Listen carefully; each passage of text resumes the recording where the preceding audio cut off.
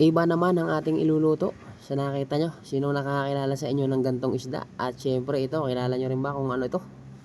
Sa amin kasi sa probinsya, ay talagang niluluto namin mga ganyan. At conforme na lang kung ano nga luto ang gusto mong gawin. Yan naman ay masarap din kapag maayos din ang pagkakaluto. Sa simula kita nyo, atin muna nga piniprito yung ating ginet-get na ng mga isda. Dahil lulutuin muna natin sa pamamagitan ng pagprito. Palulutong-lutongin lang natin yung ating pinakaisdang yan.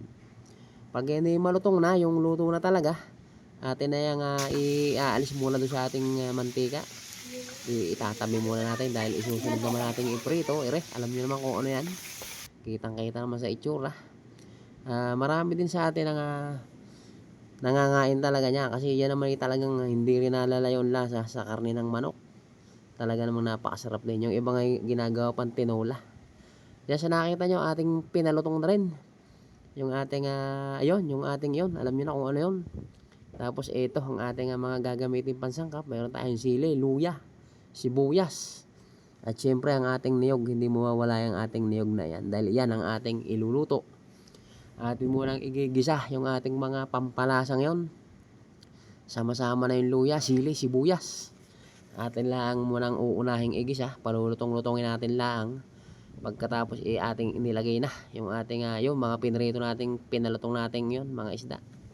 Atin ang nilagyan muna ng konting gata para para sumuot yung lasa ng una nating rekadong nilagay. Makalipas ng ilang minuto, isasama natin lahat yung ating gata. Isang gataan lang nga pala ang ating ginawa dyan. Kumbaga unang katas lang ang ating kinuha doon sa ating pinakaniyog na yun. Unang gata dahil iyan ay ating palalatik-latikin lang sa gata.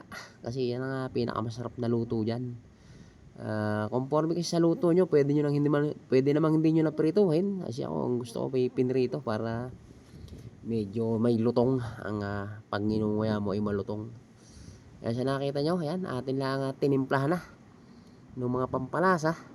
At lalagyan din natin yan ng pampakulay. Ewan ko ba kung anong tawag sa pampakulay na. Basta nakita ko lang sa aming frigidaire ay pampakulay daw. Kaya isinama ko na dyan. Ay ayos din naman ang kulay. Medyo madilaw-dilaw ang kulay. Nakita nyo, kumulay na. Tapos yan, sa ganyang sitwasyon, dadagdagan nyo na yun ng mga panimpla. Yung lasa ay itama nyo na. Kung alin ang kulang ay ilagay nyo na. At siyang pinaka magpapasarap dyan sa ating huling pinali na yan. Kita nyo yung gatang yun ay atin lang antay medyo maiga-iga. Paglalatik-latikin lang natin ng konti. Yan, sinakita nyo.